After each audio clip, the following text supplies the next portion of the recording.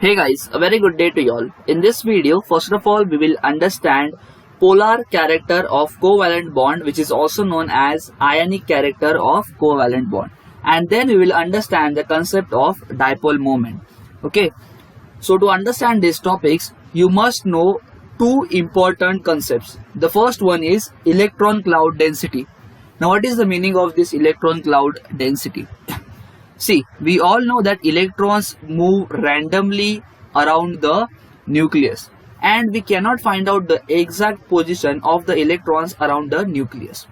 But we can at least find out the region in which the probability of finding an electron is high. Now, what is the meaning of this? See, we have a nucleus over here and we have found out a region around the nucleus. Can you see over here? The shaded region around the nucleus. Here the probability of finding an electron is high, which means that we cannot find out the exact position of the electron, but we can at least find out the region where we can find an electron. The possibility of finding an electron in this region is high. So this is an electron cloud. Now what is density of electron cloud? See, can you see over here, this region is dark. It is dense, which means that here the density is high, and if the density is high, which means that the probability, the chances of finding an electron over here is high. And can you see over here, if you observe over here, the shading is light, which means the density is low over here, and if the density is low, which means that the chances of finding an electron over here is low. Now what you need to keep in mind throughout the video is that greater the density, can you see over here, greater the density, greater are the chances of finding an electron in that region, and lower the density, as you can see over here, lower are the chances of finding an electron in those regions. Okay, so I hope you have understood the concept of an electron cloud density. Now moving on, you need to understand the second concept, that is electronegativity. Now what is electronegativity? The definition of electronegativity says that it is the ability of an atom to attract a shared pair of electrons towards itself. Now what is the meaning of this? Let's understand with the help of an example. Let's say we have two atoms, A and B. So A has contributed one electron. See, this one dot is one electron, and B has contributed one electron. Now since both of them have contributed one electron each, we now have two electrons, and with the help of these two electrons, they are going to form a covalent bond. Now what is the meaning of a covalent bond? In a covalent bond, they share a pair of electrons. Now what is the meaning of this? This pair of electrons now belongs to both A as well as B. So if someone asks you that this pair of electrons, these two electrons, belongs to whom? So your answer will be this pair of electrons belongs to both A as well as B. Both of them are going to share this pair of electron, and this is what is the meaning of a covalent bond. Now suppose this A pulls the electron pair towards itself. See, every atom has a tendency to pull the electron pair towards itself, and if A pulls the electron pair towards itself, which means that the electronegativity of A is high as compared to the electronegativity of B. Why I am saying so? Because electronegativity is nothing but the ability of an atom to attract a shared pair of electron towards itself. So as you can see over here, the A is attracting the shared pair of electron towards itself. Therefore, I can say that the electronegativity of A is greater as compared to the electronegativity of B. And if the shared pair of electron is attracted by the B, then obviously the electronegativity of B is going to be greater than the electronegativity of A. Now why I am saying so?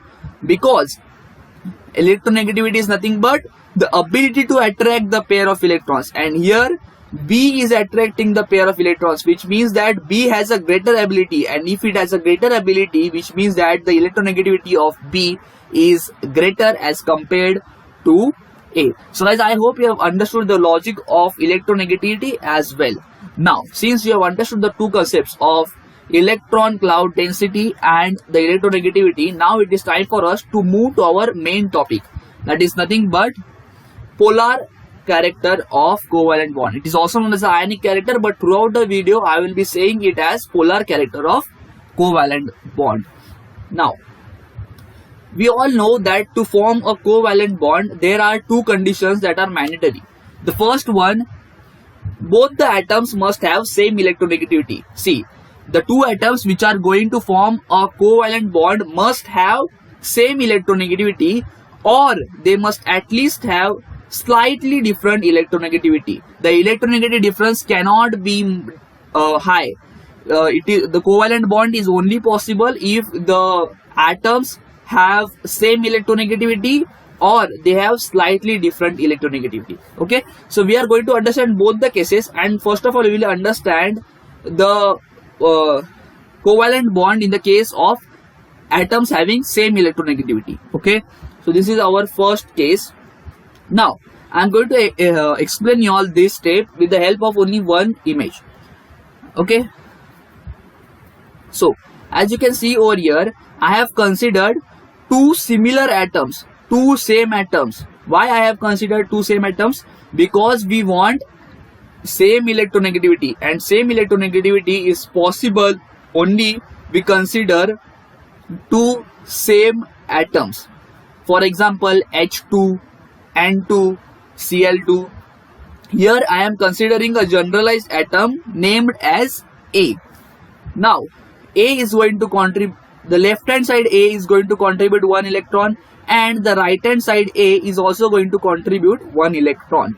Now since both of them have contributed 1 electron, we are now having 2 electrons, and with the help of these 2 electrons they are going to form a covalent bond. And what is the meaning of covalent bond? They are going to share this pair of electron. This pair of electron belongs to left hand side A as well as the right hand side A. Okay, now as you can see over here, both the atoms, left hand side as well as the right hand side, have the tendency to pull the electron towards itself, or you can say attract the electron pair towards itself. So the left hand side A is going to try to pull the share pair of electrons toward itself, and the right hand side one is also going to try to attract this pair towards itself.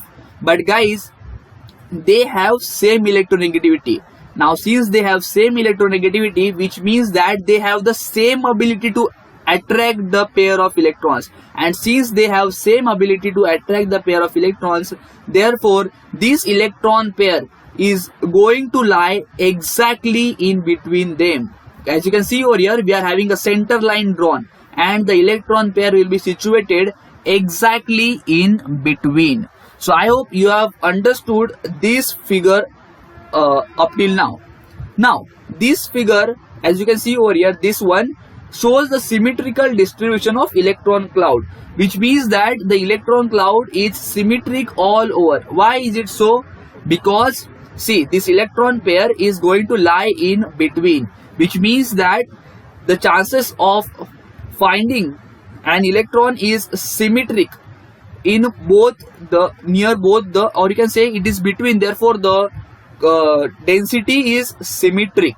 Now why it is symmetric over here, you will understand when you understand the second case. Okay, when we will see the second case, at that time you will understand why it is symmetric over here. Okay, now even this non-polar thing you will understand later. Okay, so I am keeping these two diagrams on hold, and we are now moving towards the covalent bond when both the atoms having slightly different electronegativity. Now again I am going to consider one figure over here. See, here A is going to contribute 1 electron and B is also going to contribute 1 electron, and with the help of these 2 electrons they are going to form a covalent bond. Now what happens is that B is more electronegative. As you can see over here, B is more electronegative, and A is less electronegative. So what is going to happen over here? since my bad guys, since B has more electronegativity, which means that it has more ability to attract this pair of electrons. Why I am saying so? Because B is more electronegative, therefore it has more ability to attract the shared pair of electrons towards itself. Therefore this B is going to attract the shared pair of electrons, and as you can see or clearly see in this diagram, that we assume this to be a center line, and the electron pair is now shifted towards B. Okay, so the electron pair has now shifted closer to B and away from A. Only reason is that because B has more electronegativity. Clear? Now, since the electron pair has shifted towards B, therefore you can see over here the electron cloud density is high near B. As you can see over here, the electron cloud density near B is high. Why high? Because as you can see over here, the electrons have shifted towards B. Therefore the electron cloud density is high near B, which means that the chances of finding these electrons near B is greater as compared to the chances of finding these electrons near A. And therefore, as you can see over here, in the previous one it was in the center, therefore it was a symmetrical distribution, which means that you can find the pair of electrons equally near both of them, as it is situated in center. Okay, so I hope this thing is clear for you all. The electron cloud density diagram, I hope it is clear for you all. See, these two electrons are near to B, therefore the electron cloud density is more, which means the chances of finding these electrons near B is more. And now, since these electrons have transferred closer to B, and we all know that B has since the electrons have transferred closer to B, and we all know that electrons have negative charge, and since electrons have negative charge and they have moved closer to B, therefore the B is going to gain a partial negative charge. I hope you can see over here there is a partial negative charge that over B, and since the electrons have moved away from A, therefore the positive charge which is present in the nucleus of the A is now going to dominate, and you can see over here there is a partial positive charge on A.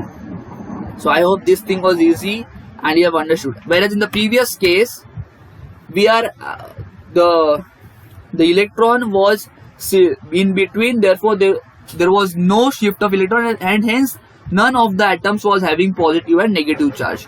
Clear?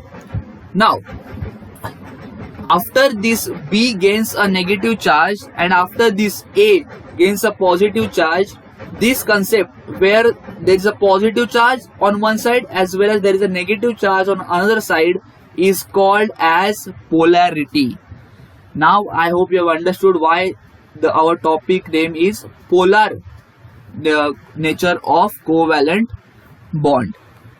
Okay, now see our topic name, where it has gone, polar character of covalent bond. So now we have understood why it is said that it is a polar character of covalent bond, but we have not understood why we call it as ionic character of covalent bond. Let's see why. See,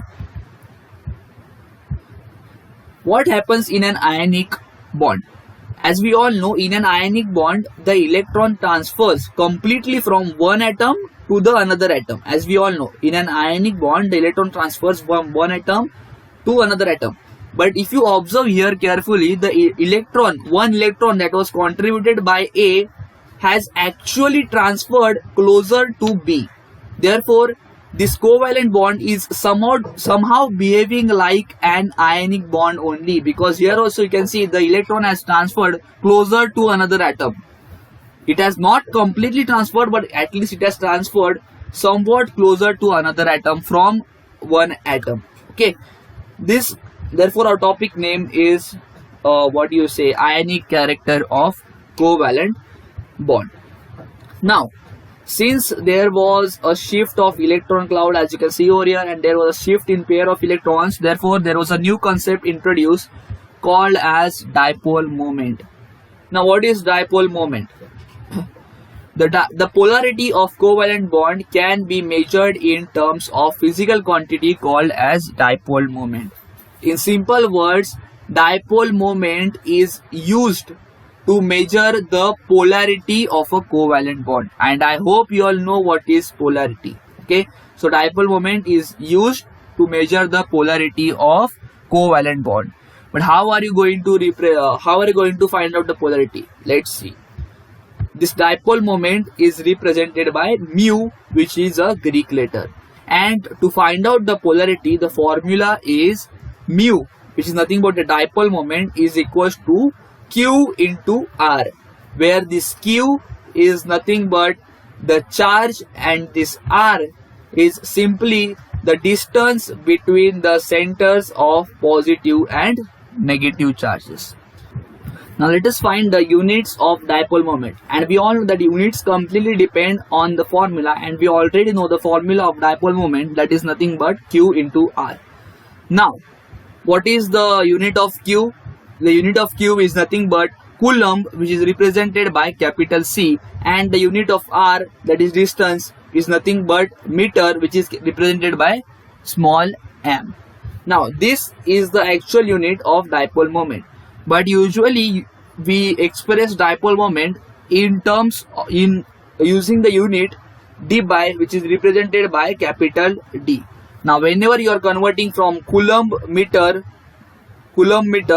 to dBi, or from dBi to coulomb meter, you need to keep this conversion in mind. That is 1 dBi is equals to 3.33564 into 10 raised to minus 30 coulomb meter. Now here don't get confused, this is not centimeter but this is coulomb meter. Okay, now guys, we need to represent a dipole moment. Okay, so there is a particular way to represent the dipole moment. So to understand the representation of dipole moment, we are going to consider an HF molecule. Okay, now in the HF molecule, as we all know that fluorine is more electronegative as compared to hydrogen. Now since fluorine is more electronegative, so what is going to happen? The fluorine is going to pull the electron pair towards itself, and since it pulls the electron pair towards itself, therefore there is a shift in electron density towards fluorine. Am I right? Since fluorine is more electronegative, therefore it is going to pull the electron pair towards itself, and hence there is a shift in electron density near fluorine atom. Am I right? And we need to represent this by a crossed arrow over the molecule formula.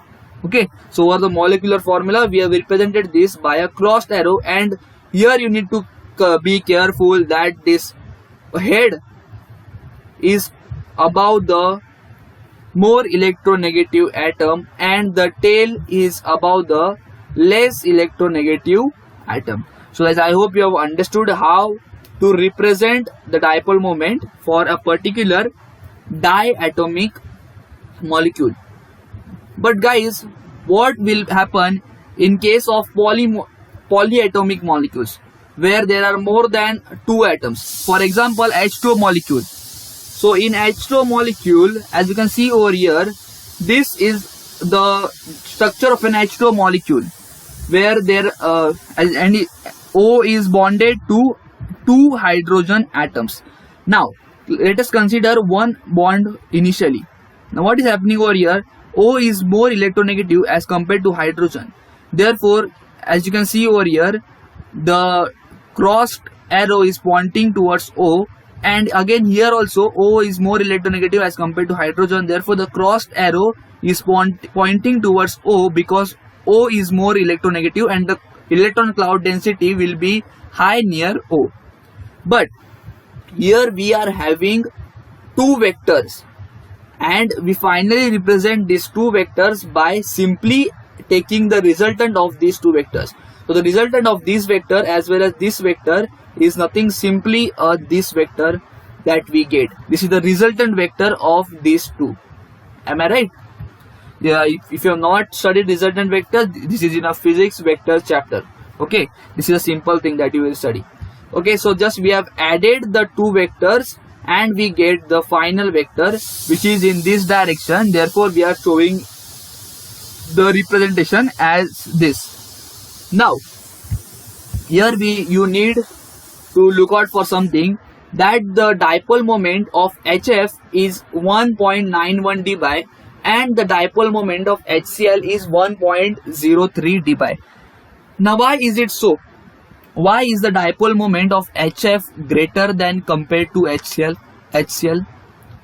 The reason behind this is that the electronegativity difference between hydrogen and fluorine is greater as compared to the electronegativity difference between hydrogen and chlorine.